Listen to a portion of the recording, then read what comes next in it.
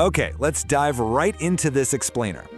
Bringing an exotic pet into your home, it is profoundly different from just adopting a cat or a dog.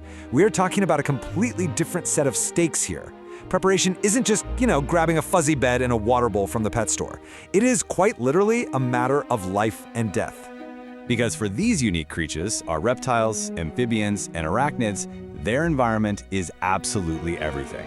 I mean, it completely dictates their health, their behavior, and honestly, their day-to-day survival. Think about it like this. Traditional pets naturally adapt to our living spaces, right? But for an exotic pet, a single open window, a stray household chemical, or even just a really minor temperature drop can be, well, instantly fatal. They don't just adjust to our world. We have to intentionally build their world right inside of ours. Let's move to our agenda and see how this all builds into a definitive blueprint for your new creeping, crawling, or slithering companion. We'll be looking at herp-proofing your home, building the microhabitat, mastering climate and light, the homecoming protocol, and finally, setting boundaries.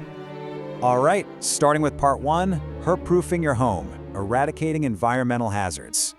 We really have to take a macro view first, because let's be honest, a standard house built for humans is an absolute minefield for escape artist exotics. Just locking your doors and windows, that's merely step 1. These small, flexible creatures can get into absolutely anything. Take hanging blind cords, for example. Those can easily sever fragile lizard toes. No way, right? Or if they ingest a loose coin or a stray piece of cat litter, that causes a fatal intestinal blockage. And then there's chemical warfare. Porous amphibian skin absorbs airborne toxins instantly. That means everyday things like pesticides, scented candles, air fresheners, and even your basic human hygiene products are incredibly toxic to them.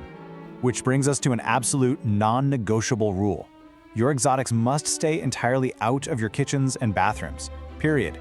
And this isn't just about protecting the animal from the hazards we literally just talked about, it's about eliminating the risk of mutual contamination. See, reptiles and amphibians can naturally carry salmonella, so maintaining strict geographical boundaries between their living space and human food or hygiene prep areas is absolutely critical for your safety too. Moving right along to part 2, building the microhabitat, engineering enclosure geometry. So let's zoom in from the broader house to their specific room. You really have to stop thinking of this as just buying a simple cage. What you are actually doing is engineering an escape-proof fortress that perfectly mimics a native desert, a dense rainforest, or a woodland floor. In habitat engineering, the geometry and the size completely dictate survival. You've got to tailor the space precisely to the species. Take arboreal species like tree frogs and iguanas. They live up in the canopy, so they require tall, vertical enclosures packed with climbing architecture. Now contrast that with ground dwellers like bearded dragons or tortoises. For them, sprawling, expansive horizontal floor space is the absolute priority. To give you some specific sizing metrics here, 3/4 is a super vital number to remember. A large snake actually requires an enclosure length equal to at least 3/4 of its total body length, just to be able to move naturally. But that scales way up depending on their activity level. Highly active lizards, like monitors, they need enclosures up to 5 times their body length.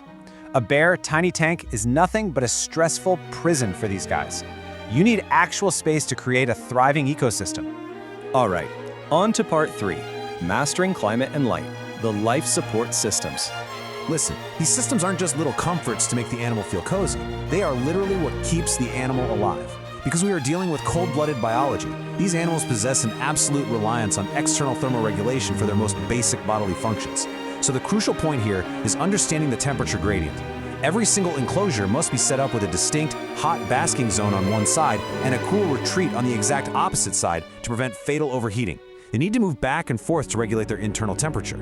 Oh, and please, strictly avoid those outdated hot rocks that are still sold in some pet stores. They frequently cause severe, awful thermal burns. Rely on ceramic heat emitters or under-tank pads instead to create this gradient safely. Lighting and moisture needs vary wildly too. Diurnal reptiles, meaning the ones active during the day, absolutely need specialized UVB lighting. They use it to synthesize vitamin D3 and metabolize calcium, which totally prevents debilitating bone diseases. But look at the stark contrast here. Amphibians and arachnids need a completely different life support setup. They require lower temperatures, zero UVB, and an environment centered on pervasive, heavily monitored humidity. And you must use exclusively dechlorinated water to protect their incredibly sensitive systems. Now for part 4, the homecoming protocol, stress mitigation. Okay, so now we are shifting gears from physical habitat engineering to managing the immense psychological transition of the animal's actual arrival. The journey home is incredibly taxing on them, and how you handle these first few hours is so vital. The logistics of the trip really matter. For large snakes or iguanas, you definitely need hard-sided, secure travel carriers. Smaller creatures need well-ventilated plastic transport tanks, preferably draped in a dark cloth to block out visual stress. The very moment you arrive home, the steps are simple but incredibly strict. Transport them to the room, place them directly into their preheated, fully prepared enclosure, and then you just walk away. We actually call this the zero interference rule. No handling, period. I know, it is so tempting to try and bond immediately, but you really must frame this rule as the ultimate act of love. Forbidding any immediate hand taming or passing the animal around to excited family members is just absolutely critical. If they are hiding, if they're refusing to eat, or if they seem super lethargic, that is actually a perfectly natural stress response to a whole new environment. They require days, sometimes even weeks, of pure, uninterrupted isolation to properly acclimate. Just let them breathe. And finally, part 5, setting cross-species boundaries, household dynamics. So, you've perfectly engineered the room, but now you have to manage the broader household environment and how the rest of your life interacts with your new arrival. People always ask us, can your pets be a blended family? We all see those viral internet videos, right? A cat playing with an iguana or a dog curiously investigating a python? But let's completely shatter that myth right here, right now. It is not a Disney movie. It is honestly a terrifying recipe for severe injury or death. This completely redefines what protection actually means. The absolute rule is that exotics must never, ever be left unsupervised with other pets. In fact, you should entirely avoid cross-species interaction altogether. Protecting your exotic pet means proactively shielding it, not just from the environment, but from literally every other living thing in your household. Providing a safe, meticulously prepared environment is by far the most profound way to show you really care for your new exotic companion. As our source material brilliantly puts it, when you respect their biology and perfectly engineer their habitat, they don't just survive, they thrive.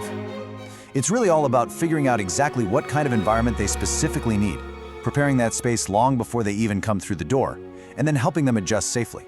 So, my final question to you is this. Now that you know the hidden, invisible dangers lurking in a standard human house, what is the very first thing you need to change before your new pet arrives? Keep observing, keep learning, and keep engineering the absolute best for your animals.